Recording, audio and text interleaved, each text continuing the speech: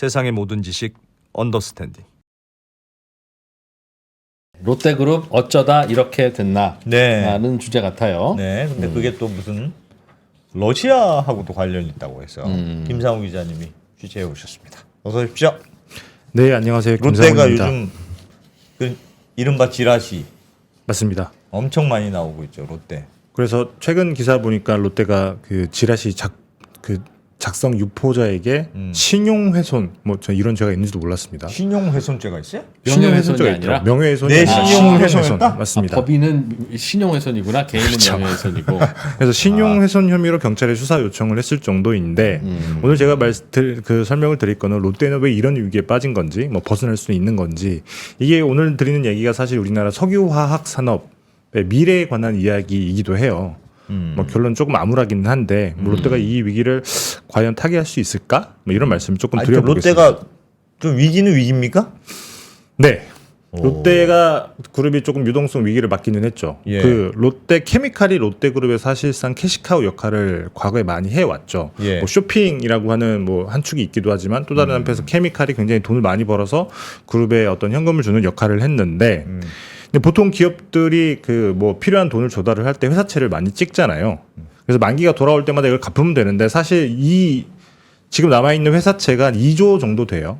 근데 네. 이게 문제가 됐는데 사실 이걸 못 갚아서 문제가 됐다라기보다는 지금 롯데 케미칼이 가지고 있는 돈만 1.8조 정도, 그 다음에 자회사들까지 합하면 3.6조 정도가 있으니까 차례대로 만기가 돌아오면 이 돈을 갚으면 되는데 문제는 이 회사채의 특약 조건이 달려 있어요. 특약 조건이 뭐냐면 네. 부채 비율이 200%를 넘어서면 안 되고, 요거는 뭐 큰 문제가 안 됐습니다만 문제가 된 조항이 이거예요.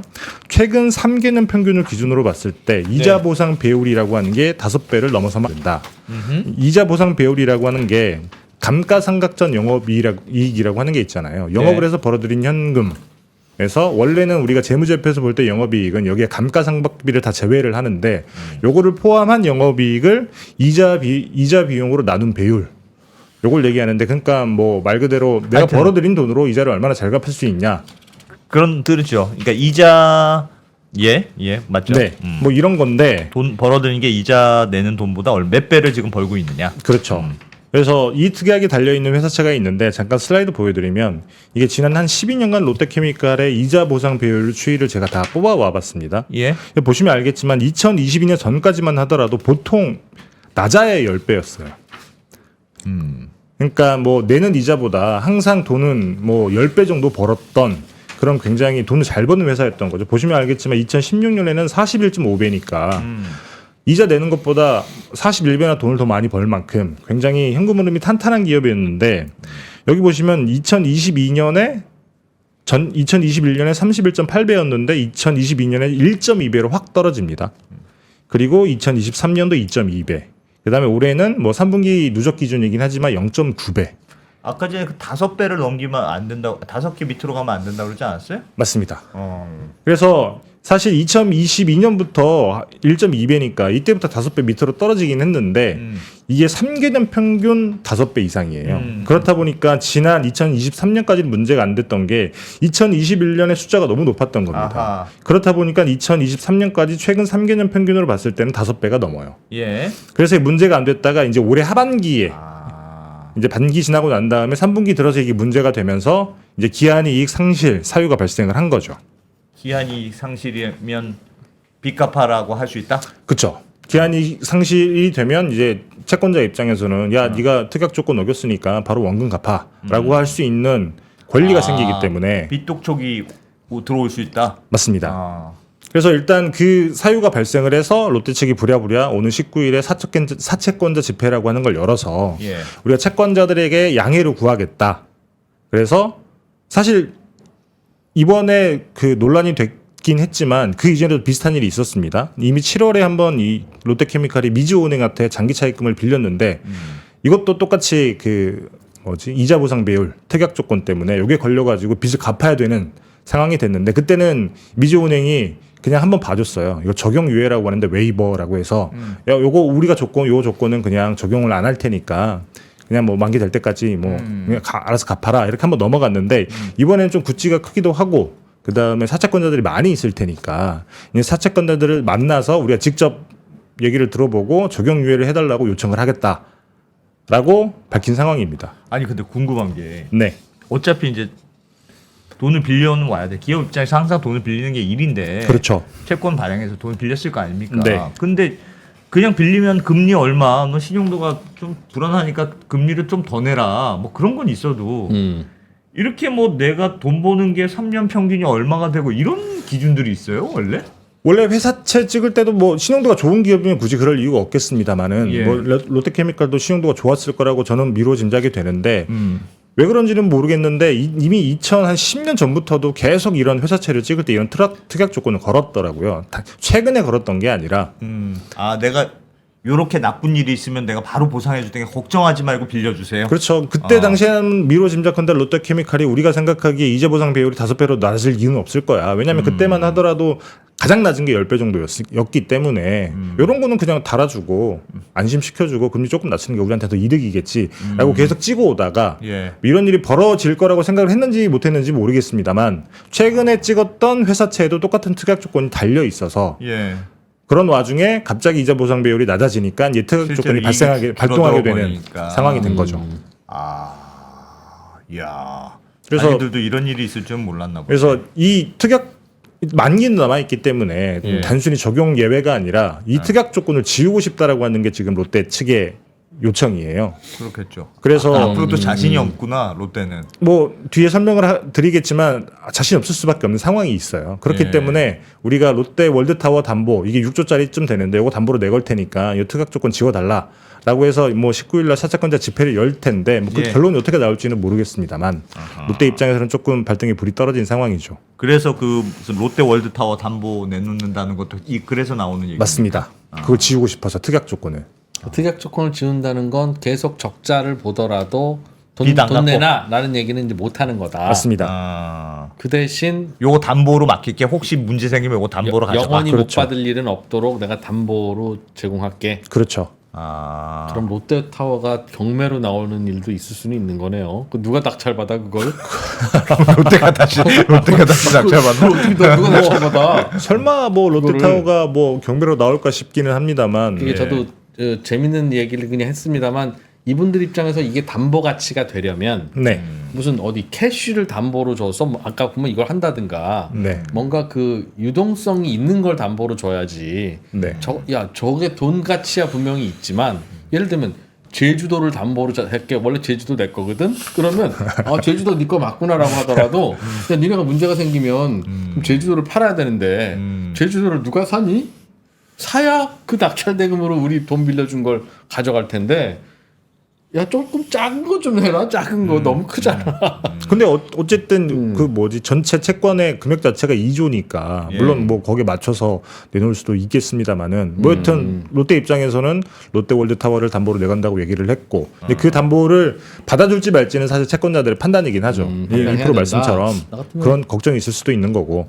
그래서 일각에서는 오히려 은행들이 유사시에 우리가 보증 쓸게 라고 하고 중간에서 보증료는 받고 그래도 은행들도 생돈 날라가면 안 되니까 은행들은 롯데타워를 뭐 담보로 알아서 담보를 잡고 하고? 뭐 그런 얘기도 있긴 하더군요. 뭐 그럴 수도 있겠습니다만은 사실 그러면 그런 해법이 솔루션이 있었다라고 하면 롯데월드타워를 담보로 내놓겠다라고 얘기는 않지 않았을까? 내놔야 중간에서 누가 담보를 보증을 그런가요? 해주는. 해주니까. 여튼 이 구조 자체는 어떻게 한 될지 쿠션 모르겠습니다. 한 쿠션 더해서. 알겠습니다. 네. 왜 이렇게 어려워졌습니까? 아무튼 롯데 위기의 근원은 뭐예요? 롯데 케미칼이 잘 안 돼서? 뭐 그렇죠. 사실 2022년이 어떻게 보면 분기점 같은 건데 잠깐 슬라이드 다시 한번 보여드리면 이 예. 말도 안 되게 1년 사이에 너무 많이 바뀐 거잖아요. 예. 근데 사실 2022년에 롯데 케미칼의 매출 성적 자체는 나쁘진 않아요. 그때 당시에 롯데케미칼이 전년 대비해서 뭐 원래 18조였는데 2021년에 매출이 18조였고 2022년에 매출이 4조였는데 매출은 늘어나니까 성장세는 계속 있었다는 거죠. 근데 다만 벌어들이는 돈이 굉장히 줄어듭니다. 2022년에 7천억 정도 적자를 보거든요. 근데 그 이유가 뭐였냐면 2022년에 그 우크라이나 전쟁이 터지잖아요. 예. 이제 그래서 유가가 튀어오르니까 튀어요. 당연히 그 석유화학 제품이라고 하는 게 정유사 한국 같은 경우에는 정유사에서 기름을 뽑아내고 남은 나프타를 가져다가 이걸 에틸렌이라고 하는 걸로 바꾸고 또 에틸렌은 뭐 폴리에틸렌이나 뭐 이런 식으로 바꾸는 그래서 나중에 플라스틱 제품을 만드는 건데 유가가 뛰니까 나프타 가격도 당연히 뛸 텐데 원가가 문제는 올라 원가가. 그렇죠. 문제는 파는 가격을 낮출 수가 없었던 거예요. 그렇다 보니까 매출 원가율이라고 하는 게 굉장히 높아지는데 그래서 2021년까지만 보더라도 보통 그 롯데케미칼의 매출 원가율이 한 80%대였어요. 높아봤자 예. 90%. 근데 2022년에는 매출 원가율이 98%가 됩니다. 원래 10% 20% 마진이 있던 게 그쵸. 1, 2%로 줄어들었다. 정확히는 98.7%니까 거의 99%죠. 그러면 1.3% 남기고 물건을 팔았다고 하는 얘기인 건데 그렇다 보니까 적자가 날 수밖에 없는 그런 중국 때문에 구조였던 거죠. 그렇습니까? 중국 맞습니다. 경쟁이 심해져서. 뭐 사실 경쟁이 심해진 것도 있기는 한데 사실 원가의 문제가 가장 컸다라고 저는 생각을 하고 또 석유화학 업계 쪽 사람이 그렇게 얘기를 하더라고요. 뭐 무슨 얘기냐면 잠깐 슬라이드 한번 보여드리면 나 그것도 궁금해. 그러니까 예를 들면 중국도 네. 중국에 있는 석유화학 공장이 많이 늘어서 경쟁이 심해졌다고는 들었어요. 네네네. 아무리 그렇더라도 중국도 어디 땅에서 하는 건 아닐 테고 그냥 거기도 어차피 사와서 그걸 원가로 그걸 집어넣어서 이제 석유화학 제품을 만드는 걸 텐데 네. 아무리 뭐 마진을 좀 줄인다고 하더라도 거기도 어차피 원가가 국제 유가에 연동돼 있고 비슷비슷할 거는 같은데. 그렇기는 한데 우크라이나 전쟁이 되고 나서 이제 그 원가 구조 자체가 중국과 한국이 아예 바뀌어요. 그게 뭐냐면 잠깐 슬라이드 보여드리면 예. 이게 뭐 2023년 정도까지밖에 안 나온 숫자이긴 합니다만 이게 국가별로 원가 뭐죠? 이게 러시아 원유의 가격입니다. 저 밑에 하나 뚝 떨어져 있는 게 러시아 원유 분홍색 나오네. 뚝 떨어져 있는 게 러시아 원유가 가격이 되게 싼 거예요. 예. 근데 최근에 러시아 원유를 가장 많이 사가는 나라가 중국이랑 사우디거든요. 근데 한국 같은 경우 러시아 원유를 살 수가 없잖아요. 미국 제재 때문에. 예. 그렇기 때문에 한국은 원가가 80달러에서 시작하는 야. 원유를 통해서 나온 우크라이나 나프타로 전쟁이 롯데케미칼의 주가를 내릴지 누가 알았어? 우와. 근데 그러하다 세상에. 보니까 중국에 있는 업체랑 가격 경쟁력이 안 나오는 겁니다. 가뜩이나 중국이 싸게 팔고 있는. 원래도 중국이 야. 원가 경쟁력은 압도적인데 한국에 예. 대비해서 예. 그럼에도 불구하고 유가가 20달러나 차이 나게 된다라고 하면 예.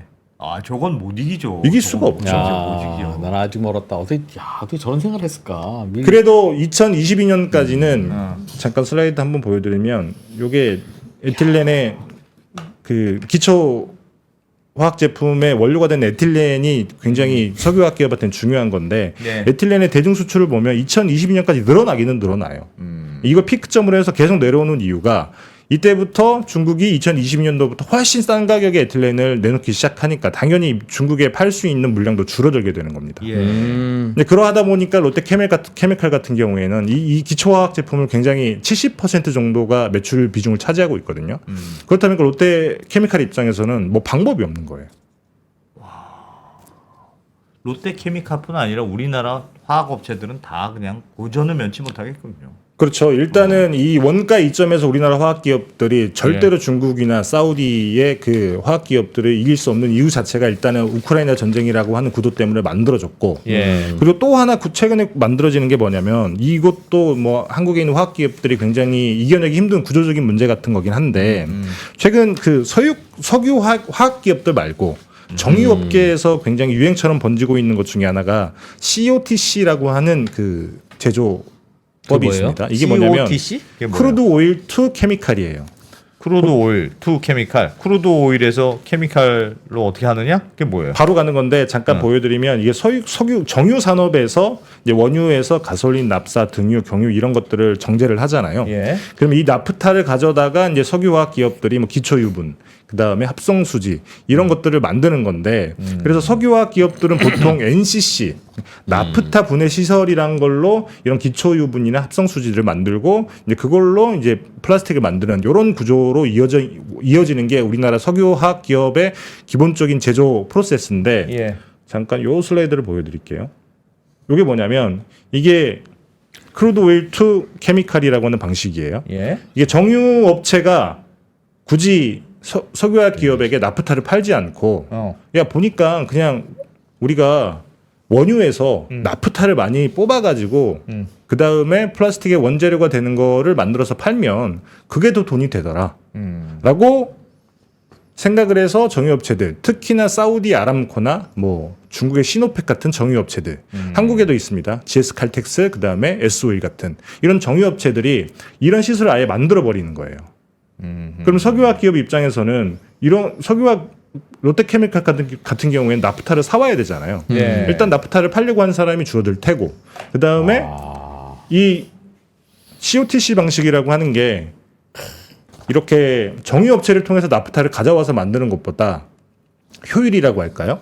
그러니까 바로 그냥 원유를 수입해서 바로 만드는 맞습니다. 거예요. 원유에서 정유 시설을 통해서 나프타를 뽑아내게 되면 보통 8에서 10% 정도의 나프타가 나온다고 해요. 예. 근데 그걸 조금 바꿔가지고 뭐 조금 더 나프타에 맞춰서 시설을 맞추더라도 말아봤자 17% 정도가 되는데 네. 이 COTC 방식으로 하게 되면 지금 기술로 상용화되어 있는 기술로 한 40%까지 나프타의 비율을 높일 수가 있어요. 그냥 원유로 그 대신 통째로 그냥 받아와서 그렇죠. 우리가 나프타 만들어서 바로 만든다. 그렇죠. 나머지 여러 가지 만드는 걸로 생각하지 말고 나프터 오어 다른 거. 그렇죠. 그냥 원유에서 바로 나프타? 에프텔, 뭐 오케이. 알겠어요. 에틸렌을 뽑아내 버리는 거죠. 알겠어요. 폴리에틸렌 같은 그 소재들을. 근데 그렇다 보니까 화학기업 입장에서는 사실 본인들이 그 시설을 만들 수도 없을 뿐더러 기름을 사올 수도 없고, 특히나 아람코나 시노펙 같은 곳들은 굉장히 산유국이잖아요. 그렇기 때문에 자국에서 나는 굉장히 싼 원유로 이런 걸 할 수 있어서 석유화학기업, 화학기업 입장에서는 이런 시노펙이나 아람코, 특히나 한국에 있는 뭐 S-오일도 비슷한데 여기를 이길 수가 없는 상황이 된 겁니다. 저게 지금 중국이 하고 있는 거라고요? 중국이랑 저기 중동에서 이 COTC 시설을 엄청나게 짓고 있어요. 석유화하고 우리가 본격적으로 해볼까? 그러니까 정유업체들이 그냥 화학기업을 다 해버리는 거죠.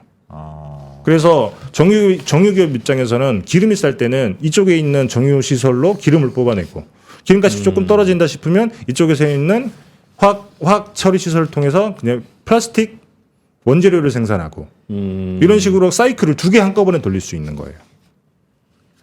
알겠습니다. 이제 그렇다 보니까 롯데케미칼처럼 전통적으로 화학만 했던 기업들은 플라스틱 만들 원료를 일단 만들고 거기서 플라스틱도 만들고 다른 것도 만들고 하는. 그렇죠. 그럼 우리도 그렇게 하면 되겠네요. 그럼. 그리고 우리도 그냥 원유에서 직접 만드는 거 하려면 세로 설비 또 해야 되는데.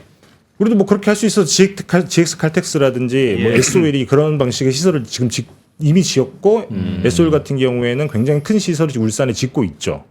근데 롯데케미칼 입장에서 보게 되면 우리나라 정유기업도 그렇게 할 수는 있어요. 근데 정유기업이 그렇게 하게 되는 순간 롯데케미칼 입장에서는 사실 이길 수 있는 방법이 없잖아요.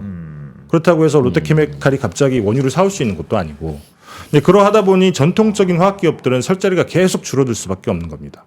질문이 있습니다. 그러면 아까 전에 말씀하셨듯이 지금 러시아 원유를 사실은 못 팔게 돼 있는데 이제 몰래 파는 거잖아요. 러시아가 네. 싸게. 그래서 러시아도 그냥 그러면 중국이랑 뭐 이런 나라들에 파는 건데, 그래서 싼 값에 우리가 제재도 받고 팔 데가 너희밖에 없으니 네. 그냥 싸게 파는 거잖아요. 근데 일본 전쟁이 끝났어요. 네. 그래도 제재가 금방, 그래도 하여튼 전쟁이 끝나면 제재가 풀릴 수 있죠. 제재가 좀 완화됐어. 네. 그러면 러시아 원유 가격도 좀 올라갈 거 아닙니까? 그렇겠죠. 그러면 중국의 경쟁력도 지금처럼 좋은 환경은 안 될 거고. 그럼 롯데케미칼도 그래도 뭐 최악은 지났다. 뭐 그 정도는 될 수 있지 않을까요? 중국이 가지고 있는 이점이 2가지인데요.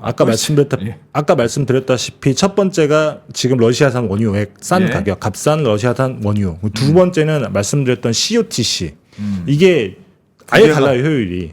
그러니까 기름에서 직접 플라스틱 원재료를 뽑는 거랑 나프타를 사다가 플라스틱 원재료를 뽑는 게 효율이 너무 다르기 때문에 중국에 있는 대부분의 시설들은 이 COTC라고 하는 시설로 지어지고 있고, 더더군다나 어마어마하게 짓고 있습니다. 어마어마하게 짓고 있어서 이미 대부분의 플라스틱 원재료는 이미 굉장히 큰 공급 과잉 상태거든요.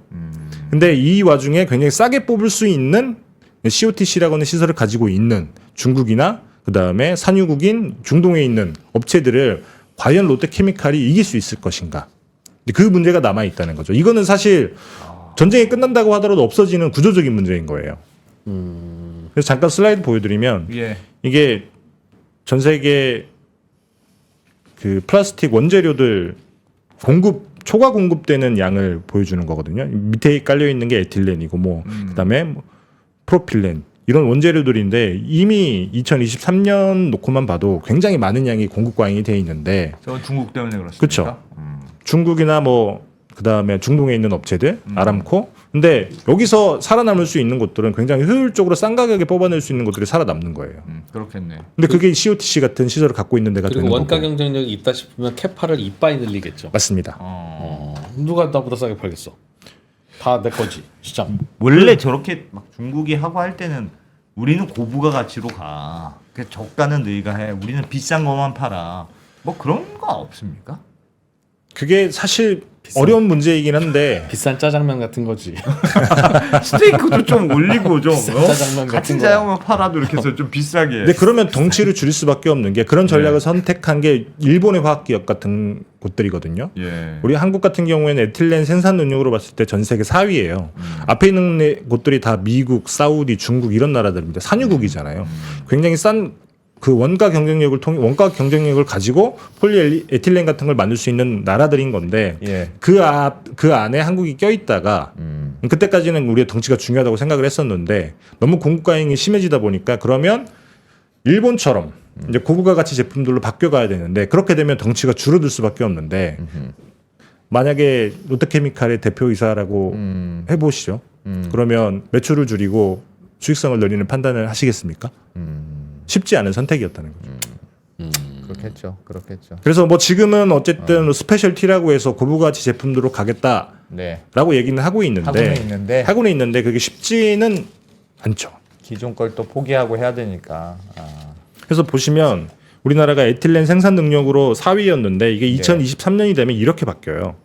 중국이 뭐 어떻게 압도적인 바뀌는 1위고요. 아하. 그다음에 이란도 이만큼 올라와 있고 러시아. 코리아는 어디 있는 건데요? 이제 원래는 이 자리가 코리아 자리였는데 이렇게 내려갑니다. 아하.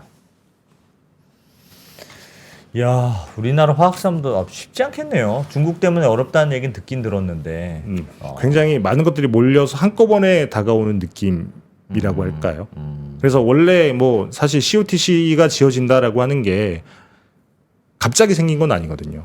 이미 몇 년 전부터 계속 예고가 됐었고 더더군다나 아람코 같은 경우는 SOA 최대 주주잖아요. 이 COTC 시설을 울산에 짓고 있기 때문에 예. 화학기업들 입장에서는 바로 옆에 있는 SOE라고 하는 정유업체가 이런 시설을 짓는다라고 하면 당연히 경각심이 들 텐데 근데 그거를 미리미리 대처를 못한 상황이 이번에 닥치게 된 거죠. 이런 일이 있을 걸 예상했는데 그냥 예상대로 왔다는. 그러면 뭐 예상을 못할 수가 없다라고 저는 생각을 해요. 왜냐하면 아까 말씀드렸다시피 롯데는 뭘 했습니까, 보시면 그동안? 이 슬라이드 보시면 이미 2010년대부터 플라스틱 제품들은 이미 초과 공급이 어마어마하게 돼 있었던 상황이에요. 아니 그 제 질문은 네. 말씀하셨던 대로 너무 예고가 된 상황이에요. 예고가 됐었는데 문제는 중국이 이 그 뭐랄까 제조 프로세스 안에 안 들어와 있다가 2010년대 중반부터 이제 들어오기 시작하는데 그때 중국 때문에 한국에 있는 화학기업들이 돈을 너무 많이 번 거예요. 예. 거기에 조금 젖어 있었던 게 아닐까. 중국이 들어오기 전에. 그렇죠. 중국이 들어오기 전에. 아, 그게 언제 쪽인데? 잠깐 슬라이드 보시면 불과 2021년까지 그랬다니까요. 처음에 보였던 슬라이드잖아요. 불과 2021년까지 중국 때문에 굉장히 돈을 많이 벌었습니다. 벌었는데 지금 딱 2-3년 된 거군요. 딱 1년 만에 바뀐 겁니다. 2022년부터 이렇게 변한 거예요. 아. 이게 굉장히 극단적인 모습인 건데 사실 숫자가 이렇게 극단적으로 나오기 힘들잖아요. 앞에 20년은 좀 코로나고. 그렇죠. 그렇죠. 코로나 때 한번 했다가 그래서 보시면 그러다가 이때 중국 때문에 굉장히 돈을 많이 벌었어요. 중국에서 수요는 있는데 중국의 석유화학 회사가 별로 없었나 봐요. 그렇죠. 중국이 그 석유화학 쪽에서 우리가 자금률 100% 달성하겠다라고 하는 계획을 세운 게 불과 2014년밖에 안 됩니다. 아, 그러니 그래. 그래서 보시면 자금률을 100% 갖춘 게 얼마 안 돼요. 2015년 이 정도 떨어져 있다가 나머지는 다 우리 기업들이 먹었던 겁니다. 아. 그래서 2023년에 이제 100% 정도 맞추는 거고. 그래. 대비를 할 수가 없었겠네. 안 대표님 뭐 예를 들면 23살 때, 24살 때 입대해야 되는데 그 입대를 앞두고 무슨 대비를 했습니까? 술을 먹었습니다. 피할 방법이 없으니까 뭐 대비할 게 없는 거지. 네. 앞으로 뭐 예를 들면 한 40년쯤 후면 돌아가실 가능성이 높은데 뭘 대비할 겁니까? 그러네. 예정돼 있는 건데 그걸 그냥 당했다는 거예요? 그리고 사실 이거를 예상한다고 하더라도 이길 수 있는 방법이 없는 게 중국, 뭐 사우디 이런 것들은 산유국이잖아요. 그러면 한국처럼 그 기름이 안 나는 나라에서 정유사랑 화학기업이랑 나뉘어져 있는 더군다나 둘 다 뭐 독재 국가이기도 하지만 이게 예상을 한다고 하더라도 대비를 할 수 있는 방법이 없는 것도 사실이기도 해요. 야, 근데 롯데 큰일이네요. 뭔가 그렇죠. 이렇게 돌파구가 잘 안 보이네요. 맞습니다. 네. 그런 일이 있구나. 롯데의 요즘 위기설은 뒤에 러시아가 있었네. 근데 뭐 롯데가 전쟁이라도 좀 끝나야 지금. 가지고 있는 부동산이 많다라고 얘기를 하니 뭐 위기를 넘길 수는 있겠습니다만 가진 건 많아요, 진짜 롯데가. 부동산이 엄청 많죠. 부동산도 많고 롯데는 게다가 소매가 많아서 네. 롯데가 참 희한한 게 1등은 못해도 있잖아요. 이렇게 뭘 붙이는 게 많아요. 그래서 뭐 예를 들면 롯데 월드가 있어. 그럼 그 옆에 롯데마트를 하나 만들어. 그리고 그 옆에 롯데리아를 같이 만들어. 그래서 그냥 대충 1등은 아닌데 대충 그냥 다 돌아가는 그런 희귀한 구조. 그럼 정말 대단한 조력이 있어요 롯데가. 부동산을 가지고 있어서 가능한 거죠. 하여튼 롯데 위기설과 롯데 케미칼 얘기, 중국 케미칼 얘기까지 좀 배워봤네요. 네. 자 김상훈 기자님 잘 배웠습니다. 고맙습니다. 네, 감사합니다.